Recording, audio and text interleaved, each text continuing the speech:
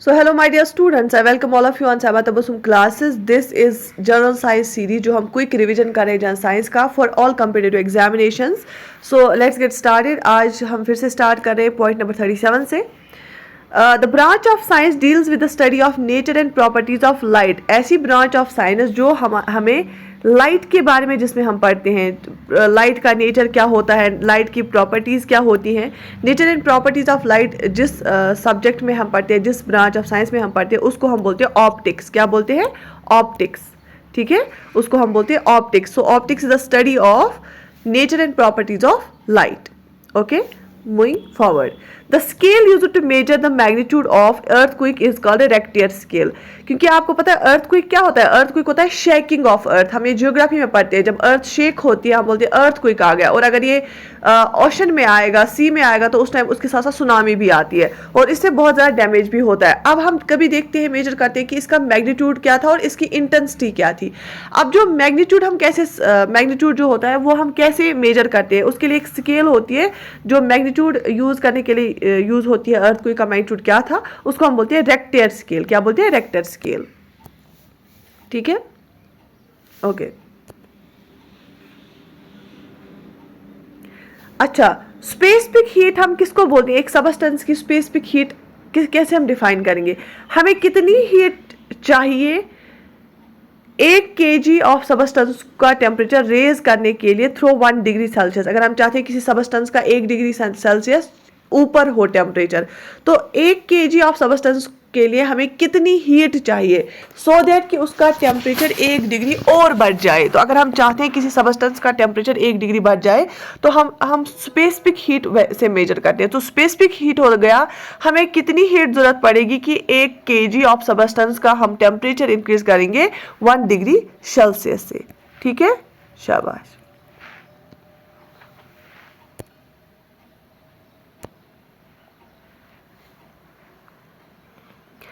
The speed greater than the speed of sound is called supersonic speed. अगर जो sound की speed से ज़्यादा स्पीड होती है ना, उसको हम बोलते हैं सुपरसोनिक स्पीड. ठीक.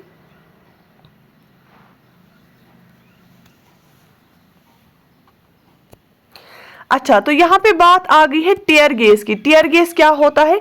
ये एक ऐसा वोलेटाइल सबस्टेंस होता है जो इरिटेट करता है आईज को और उस इरिटेशन से आंसू निकलते हैं, उसको हम टीयर गैस बोलते हैं.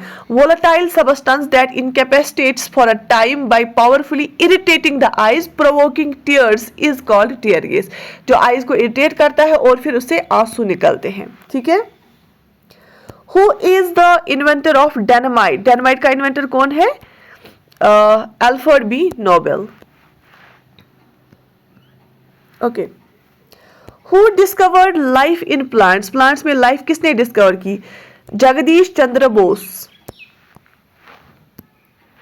The unit used to measure loudness of sound. Sound को हम कैसे मेजर करते हैं? किस यूनिट में हम मेजर करते हैं कि ये कितना लाउड है और कितना कम लाउड है? तो यस, उसके लिए यूनिट जो है वो है डेसिबल. Decibel, DECIBEL. ठीक है, डेसिबल इज द यूनिट.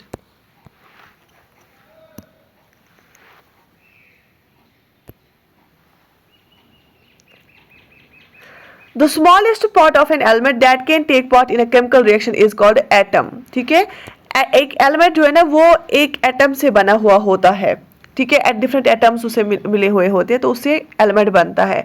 और जो फिर ये एटम है ना, ये टेक पार्ट करता है केमिकल रिएक्शन में भी, स्मॉलेस्ट यूनिट एक एलिमेंट का. और अब अगर एटम को और डिवाइड करेंगे तो वो केमिकल रिएक्शन में फुली टेक पार्ट नहीं कर पाएंगे, क्योंकि एक एटम ही होता है बेसिक ये यूनिट इसका. और ठीक है, सो यहाँ पे इसका यही आंसर है. Substances used for destroying or stopping growth of microorganisms in living tissue is called antiseptic. ठीक है, एंटीसेप्टिक हो गया कि अगर हमें माइक्रो ऑर्गेनिजम्स की ग्रोथ लिविंग टिश्यूज में स्टॉप करनी होगी या डिस्ट्रॉय करनी होगी. तो जैसे फॉर एग्जांपल कुछ माइक्रो ऑर्गेनिजम्स होते हैं जिससे हमें खतरा होता है बीमारियों का, डिजीज कॉजिंग माइक्रो ऑर्गेनिजम्स, तो उनकी ग्रोथ को डिस्ट्रॉय करेंगे, स्टॉप करेंगे, ऐसे सबस्टेंसेस को हम एंटीसेप्टिक बोलते हैं. जैसे आपने नाम सुना होगा गार्लिक. ठीक है, गार्लिक जो होता है ना, गार्लिक हैज एंटीसेप्टिक प्रॉपर्टीज. हम बोलते हैं गार्लिक हैज एंटीसेप्टिक प्रॉपर्टीज.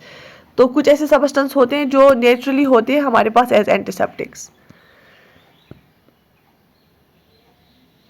अच्छा, ऐसा पानी जो लेथर नहीं जनरेट करेगा। जब हम सोप को डालते हैं पानी में, ठीक है, जैसे हम डिटर्जेंट को पानी में डालते हैं तो उससे जाग बनता है ना।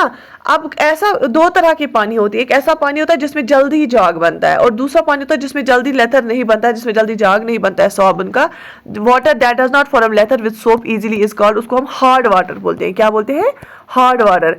अब जो ऐसा पानी जो जल्दी ही जाग बना देता है सोप का, तो उसको हम सॉफ्ट वाटर बोलते हैं। ठीक, ओके। अच्छा, the lines drawn on maps joining the places having same barometric pressure.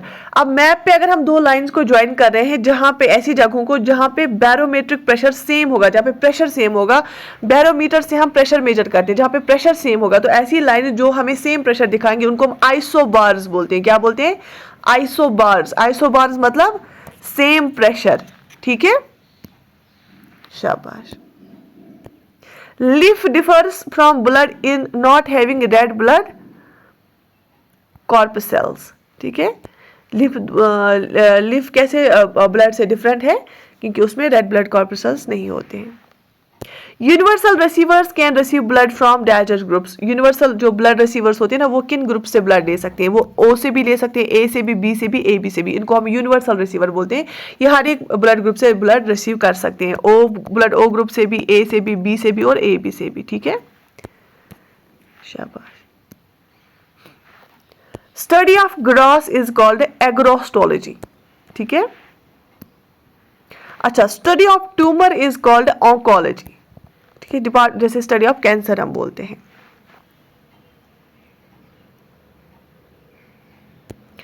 Which physical property will be unaffected with increase in quantity. अगर हम किसी चीज की क्वांटिटी इंक्रीज करेंगे तो कौन सी प्रॉपर्टी इफेक्ट नहीं होगी? तो दैट इज डेंसिटी। डेंसिटी का मतलब होता है कितनी एरिया में कितने ये है एटम्स है, कितने मॉलिक्यूल्स हैं। ठीक है, अब अगर हम किसी का क्वांटिटी इंक्रीज करेंगे, वो तो एरिया भी ज्यादा लेगा ना। ठीक है, तो डेंसिटी सेम रहेगी। Oil spreads over surface of water. अगर हम ऑयल को मिलाएंगे पानी में, लेकिन ऑयल ऊपर आता है और लेयर बनाता है, क्यों? Oil has less surface tension than water. ठीक है, क्योंकि ऑयल का सरफेस टेंशन कम होता है than water. In high mountainous regions bleeding through nose occurs because. आपको पता है अगर हम लद्दाख जाएंगे, लेह जाएंगे, वहां पे नोज ब्लीडिंग होने का खतरा होता है। क्यों वहां पे अगर हम हायर अप रीच पे जाएंगे तो वहां पे ब्लीडिंग होती है नोज से? क्योंकि the pressure of the blood in the capillaries is higher than the outsider air pressure. क्योंकि वहां जितना हम ऊपर जाते हैं ना, प्रेशर जो है कम होता है। जितना हम ऊपर जाएंगे, जितना हम ऑल्टीट्यूड पे जाएंगे, तो एटमॉस्फेरिक प्रेशर कम होता है। ठीक है, क्योंकि एटमॉस्फेरिक प्रेशर सबसे ज्यादा सरफेस ऑफ अर्थ के पास हो। जितना हम ऊपर चलेंगे जाएंगे, एटमॉस्फेरिक प्रेशर कम होता है। अब अगर हम लद्दाख लेह जाते हैं, हाई ऑल्टीट्यूड पे जाते हैं, बाहर का प्रेशर कम होता है एज कम्पेयर टू जो हमारे अंदर रगों में प्रेशर होता है, खून का प्रेशर होता है। तो इसलिए फिर हाई प्रेशर से लो प्रेशर की ओर आता है, तो हमारी जो होती है नोज ब्लीडिंग हो जाती है। ठीक, ये चीजें पता होनी चाहिए कॉमन सेंस के लिए भी। Why does a man weigh more at the poles than at the equator. क्यों एक आदमी जो है ना, उसका वेट क्यों होता है पोल्स पे ज्यादा देन एट इक्वेटर? ठीक है,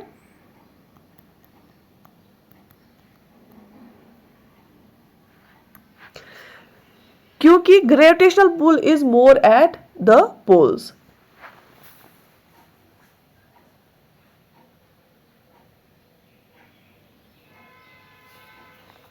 क्योंकि ठीक है, क्योंकि जो पोल्स होते हैं ना, ये से हमारी अर्थ है, ये है नॉर्थ पोल, ये है साउथ पोल, और यहाँ पे है इक्वेटर। अच्छा, तो जो पोल है ना, पोल्स पे इंसान का वेट ज्यादा होता है, क्योंकि इंसान का weight due to exertion, due to gravity होती है। अच्छा, वो क्यों होता है?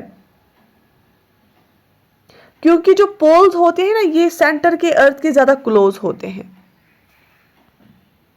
ठीक,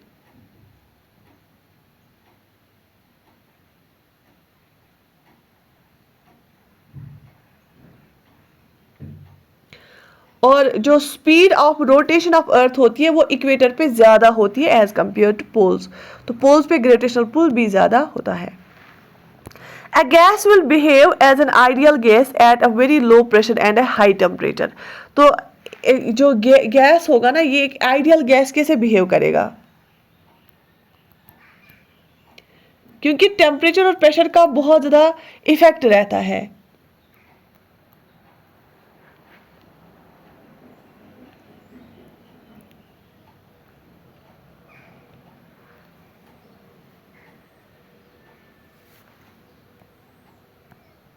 तो एक गैस आइडियल गैस बिहेव कब करता है? जब वो लो प्रेशर पे होता है और हाई टेम्परेचर पे होता है।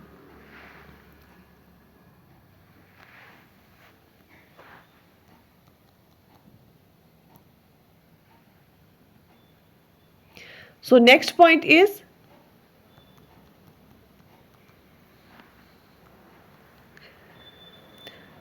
Ology is the branch of oology भी इसको हम बोलते हैं oology, sorry oology is the branch of ornithology studying bird eggs nests breeding behaviour.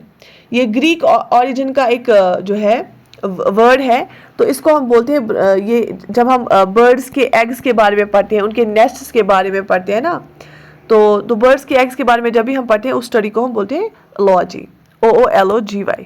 ये पता होना चाहिए क्योंकि कभी ये मतलब स्टडीज का भी सब पार्ट है, जैसे ऑर्निथोलॉजी में अंदर फिर डिफरेंट ब्रांच। ठीक, okay. Why does a drop of liquid assume a spherical shape? जो जैसे बारिश होती है, बारिश को कतरे की तरह वो गोल गोल गिरते हैं। Because sphere has a least surface tension, क्योंकि एक स्फीयर का लीस्ट सरफेस टेंशन होता है, इसलिए वो शेप ऑफ स्फीयर लेता है।